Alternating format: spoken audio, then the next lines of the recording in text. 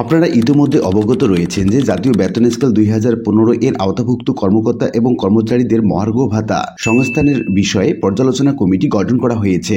এই কমিটির কাজ কি, কেন কমিটি গঠন করা হলো, এর আগে কি কোনো কমিটি হয়েছিল, বর্তমান সরকার কি ভাবছেন, কর্মচারীগণ কি ভাবছেন, বিশেষ করে 11 থেকে 20তম গ্রেডে কর্মচারীগণ। মহার্ঘ ভাতা আসলে কি?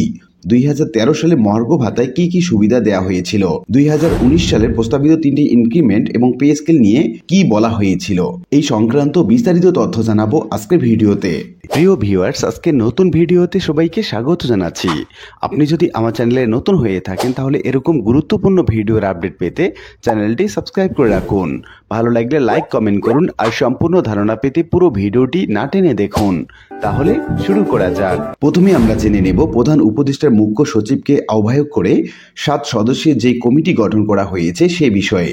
মূলত বাংলাদেশ সরকারি কর্মে নিয়োজিত জাতীয় বেতন স্কেল 2015 এর আওতাভুক্ত কর্মকর্তা এবং কর্মচারীদের অনুকূলে মহার্ঘ ভাতা সংস্থানের বিষয়টি পর্যালোচনা কমিটি সুপারিশ প্রণয়নের লক্ষ্যে এই কমিটি গঠন করা হয়েছে। উপসচিব সৈয়দ আলী বিন হাসানের সই করা আদেশে এই তথ্য উল্লেখ করা হয়েছে। বৃহস্পতিবার 12 ডিসেম্বর অর্থ মন্ত্রণালয়ের অর্থ বিভাগের প্রবিধি অনুবিভাগ প্রবিধি 3 শাখা থেকে এই সংক্রান্ত কমিটি গঠন করে অফিস আদেশ জারি করা হয়েছে। আপনারা যেটা স্ক্রিনে দেখতে পাচ্ছেন। কমিটির আহ্বায়ক করা হয়েছে প্রধান উপদেষ্টার মুখ্য সচিবকে, আর সদস্য এবং সদস্য সচিব হিসেবে যারা আছেন তাদের তালিকা আপনারা স্ক্রিনে দেখতে পাচ্ছেন। কমিটির কার্য পরিধিতে বলা হয়েছে, কমিটি মহার্ঘ ভাতার প্রযোজ্যতা এবং প্রাপ্যতার বিষয়ে পর্যালোচনা করবে এবং প্রয়োজনীয় সুপারিশ দাখিল করবে। কমিটি প্রয়োজনে এক বা একাধিক কর্মকর্তাকে কো-অপ্ট করতে পারবে। এখন আমরা দেখে নেব 2009 সালের জাতীয় বেতন স্কেল জারি করার পর 2013 সালে মহার্ঘ ভাতা প্রদানের আদেশ জারি করা হয় সেই বিষয়ে। সরকারি বা আধা সরকারি বা স্বায়ত্তশাসিত প্রতিষ্ঠানের কর্মকর্তা এবং কর্মচারীদের প্রতি মাসের বেতনের সাথে বিভিন্ন অনুপাত এবং হারে মহার্ঘ ভাতা প্রদান করা হয়। মূলত দ্রব্যমূল্যের সাথে সমন্বয় এবং মুদ্রাস্ফীতির সাথে বাজার মূল্যের সমন্বয়ে জীবনযাত্রার মান ঠিক রাখতে এই ভাতা দেয়া হয়। আপনারা স্ক্রিনে দেখতে পাচ্ছেন 7/10/2013 সালে মহার্ঘ ভাতা অনুযায়ী সেই প্রজ্ঞাপনে বলা হচ্ছে, জাতীয় বেতন স্কেলের আওতাভুক্ত সরকারি, আধা সরকারি, স্বায়ত্তশাসিত সংস্থা, রাষ্ট্রায়ত্ত ব্যাংক এবং অর্থলগ্নি প্রতিষ্ঠান সমূহের সকল কর্মকর্তা এবং কর্মচারী এবং সামরিক বাহিনীর সকল সদস্যকে অন্তর্বর্তীকালীন ব্যবস্থা হিসাবে তাদের মূল বেতনের 20% হারে মাসিক সর্বনিম্ন 1500 টাকা এবং সর্বোচ্চ 6000 টাকা মহার্ঘ ভাতা প্রদানের সিদ্ধান্ত গ্রহণ করা হয়েছে। অবসর উত্তর অর্থাৎ PRL থাকা কর্মকর্তা এবং কর্মচারীগণ ছুটি পূর্বকালীন সর্বশেষ প্রাপ্য মূল বেতনের ভিত্তিতে উপরিউক্ত হারে মহার্ঘ ভাতা প্রাপ্য হবেন। 1 জুলাই 2013 খ্রিস্টাব্দ তারিখ হতে পরবর্তী নতুন জাতীয় বেতন স্কেল কার্যকর হওয়ার তারিখের পূর্ব পর্যন্ত যে সকল কর্মকর্তা এবং কর্মচারী পেনশনে গমন করেছেন বা করবেন তাদের মূল বেতনের সাথে এই মহার্ঘ ভাতা যোগ করে পেনশনের নির্ধারণের সুবিধা প্রাপ্য হবেন। সাময়িক বরখাস্তকৃত কর্মকর্তা বা কর্মচারীগণ সাময়িক বরখাস্তের তারিখের পূর্বের মূল বেতনের 50% এর উপর 20% হারে মহার্ঘ ভাতা প্রাপ্য হবেন। সরকার হতে পেনশন গ্রহণকারী কর্মকর্তা কর্মচারীগণ পেনশনের বিদ্যমান অংশের উপর 20% হারে মহার্ঘ ভাতা প্রাপ্য হবেন। এমপিভুক্ত বেসরকারি শিক্ষা প্রতিষ্ঠানের শিক্ষক এবং কর্মচারীগণ একই হারে এই মহার্ঘ ভাতা প্রাপ্য হবেন। জাতীয় বেতন স্কেলের আওতায় চুক্তিভিত্তিক নিয়োজিত কর্মকর্তা বা কর্মচারীদের ক্ষেত্রে চুক্তিভিত্তিক নিয়োজিত পদে নির্ধারিত মূল বেতনের ভিত্তিতে এই সুবিধা প্রযোজ্য হবে।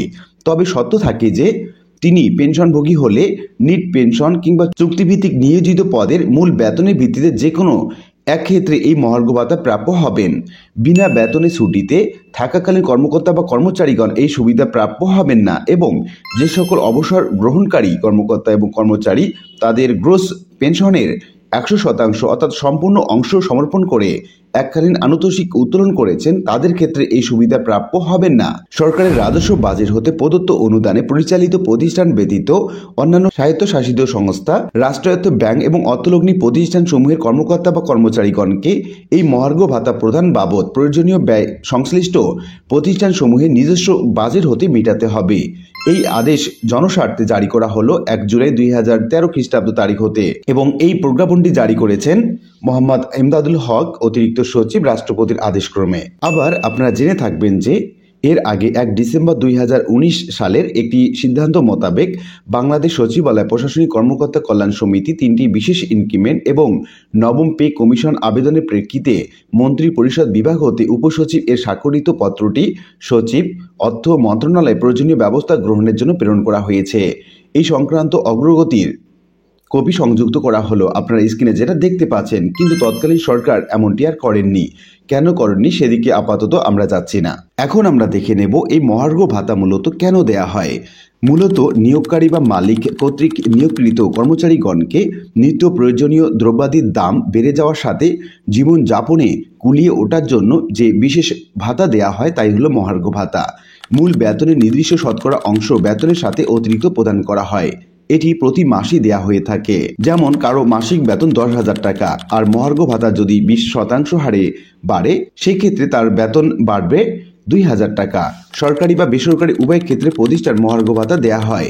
দ্বিতীয় বিশ্বযুদ্ধের পরে মহার্ঘ ভাতা চালু করা হয় এবং তারপর থেকে তা খাদ্য ভাতা নামে পরিচিত হয়। ওল্ড টেক্সটাইল ভাতা 1947 সালে চালু করা হয়েছিল এবং 1953 সালে সংশোধিত টেক্সটাইল ভাতা হিসাবে পুনঃপ্রবর্তিত হয়েছিল। বর্তমান বাজার মূল্যের সাথে 11 থেকে 20তম গ্রেডের কর্মচারীগণের বেতন ভাতার সমন্বয়ে কোনোভাবেই বার্ষিক 5% বেতন বৃদ্ধি আর নামমাত্র 1,000 টাকার প্রণোদনা ভাতার মাধ্যমে সময় পার করতে পারছে না। দ্রুত গতিতে দ্রব্যমূল্য বৃদ্ধি এবং জীবনযাত্রার মানের সাথে খাপ খাওয়াতে মহার্ঘ ভাতা প্রদান আবশ্যক হয়ে পড়েছে।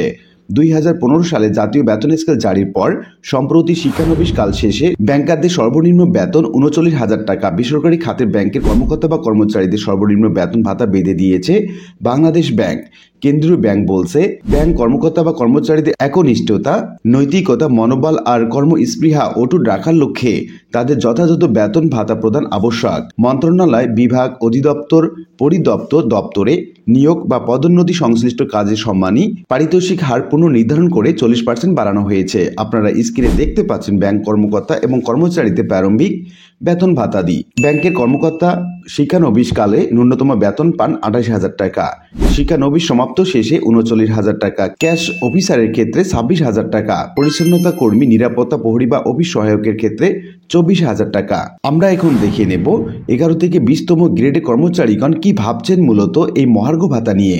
সম্রাট আলমগীর তিনি বলছেন, মহার্ঘ ভাতা বেসিকের হারে না হয়ে বাজারের সাথে সামঞ্জস্য রেখে কোনোরূপ বৈষম্য সৃষ্টি না করে যৌক্তিক হারে নির্ধারণ করতে হবে, এটা আমাদের প্রাণের দাবি। রাকিব হোসাইন তিনি বলছেন, 2015 সালে কর্মকর্তা বান্ধবে 8ম পে স্কেল দিয়ে আপনারা কর্মচারীদের জন্য যে বৈষম্য সৃষ্টি করেছেন তা কর্মচারীগণ সারা জীবন মনে রাখবে। তাই 2024-এ এসে একটি কথাই বলতে চাই, মহার্ঘ ভাতায় যেন কোনো পার্সেন্টেজ না থাকুক, সকলের জন্য সম পরিমাণ টাকা ঘোষণা করা হোক। না হলে 2015 সালে বৈষম্যমূলক 8ম পে স্কেলের মতো কম বেতনে কর্মচারীদের আবার নতুন করে একটি বৈষম্যমূলক মহার্ঘ ভাতা দেখতে পাবো।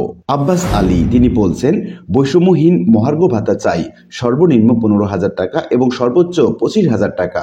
আবরার ফাহিম তিনি বলছেন, আদর্শ রাষ্ট্র নিশ্চিতে আন্তর্জাতিক বাজার দরের ভিত্তিতে সরকারি কর্মচারীদের বেতন ভাতাদি নিশ্চিত করার সময় দাবি। মহার্ঘ ভাতা প্রদানের জন্য কমিটি গঠনকে সাধুবাদ জানাই। মহার্ঘ ভাতা ন্যায্যতার ভিত্তিতে হোক। সর্বশেষ ধাপের কর্মচারীর অন্তত 10,000 টাকা বৃদ্ধি করা হোক। মহার্ঘ ভাতার সাথে বাড়ি ভাড়া বাবদ প্রদত্ত ভাতা বেতনের অন্তত শতকরা প্রদান করা উচিত। পবিত্র মণ্ডল তিনি বলছেন, বৈষম্য মুক্ত বাংলাদেশে বৈষম্য মুক্ত মহার্ঘ ভাতা চাই। ফয়জুল্লাহ সাইদ তিনি বলছেন, আবেগ নয় বিবেক দিয়ে বলতেছি, মহার্ঘ ভাতা সর্বোচ্চ 4 কি 5,000 দিতে পারে, 10 কিংবা 20,000 নিয়ে হুদাই লাফাবেন না। এমডি এসকে সালাম তিনি বলছেন, পে স্কেল দীর্ঘমেয়াদী হলে জুলাই 2024 খ্রিস্টাব্দ থেকে কমপক্ষে 50% মহার্ঘ ভাতা চালু করুন, কারণ কর্মচারীদের জীবন বাঁচানো দায় হয়ে পড়েছে। তো এভাবে বিভিন্ন রকম কর্মচারীগণ, বিশেষ করে 11 থেকে 20তম গ্রেডের কর্মচারীগণ বিভিন্ন রকম মতামত প্রকাশ করেছেন তাদের মহার্ঘ ভাতার দাবি নিয়ে। উপরোক্ত বিভিন্ন আলোচনা থেকে আমরা এটুকু ধারণা করা যায় যে মহার্ঘ ভাতা চলতি বছরে ঘোষণা হতে পারে। তাই 11 থেকে 20তম গ্রেডের কর্মচারীদের বর্তমান অসহায় অবস্থা থেকে উত্তরণের ন্যূনতম উপায় হচ্ছে মূলত এই মহার্ঘ ভাতা জারি। এটি জারি করা হলে বাজার মূল্যের সাথে কিছুটা হলেও মানিয়ে নিতে পারবে কর্মচারীগণ। তবে কর্মচারীগণ প্রত্যাশা করছেন এই মহার্ঘ ভাতা যেন অবশ্যই বৈষম্যমূলক হয়, কারণ একই বাজারে কর্মকর্তা এবং কর্মচারীগণ উভয়ই কেনাকাটা করেন, সেক্ষেত্রে মহার্ঘ ভাতাও যেন সবার সমানভাবে বৃদ্ধি পায় এমনটি প্রত্যাশা করছেন কর্মচারীবৃন্দ। বিশেষ করে 11 থেকে 20তম গ্রেডের কর্মচারীগণ। সবার আশা পূরণ হোক এবং বৈষম্য মুক্ত একটি মহার্ঘ ভাতা চালু হোক, সেই প্রত্যাশাই করি। আর আজকের ভিডিওটি এ পর্যন্তই। আশা করি ভিডিওটি আপনাদের ভালো লেগেছে। ভিডিওটি ভালো লাগলে লাইক কমেন্ট করতে ভুলবেন না। দেখা হবে অন্য কোনো ভিডিওতে। সে পর্যন্ত সবাই ভালো থাকবেন। ধন্যবাদ।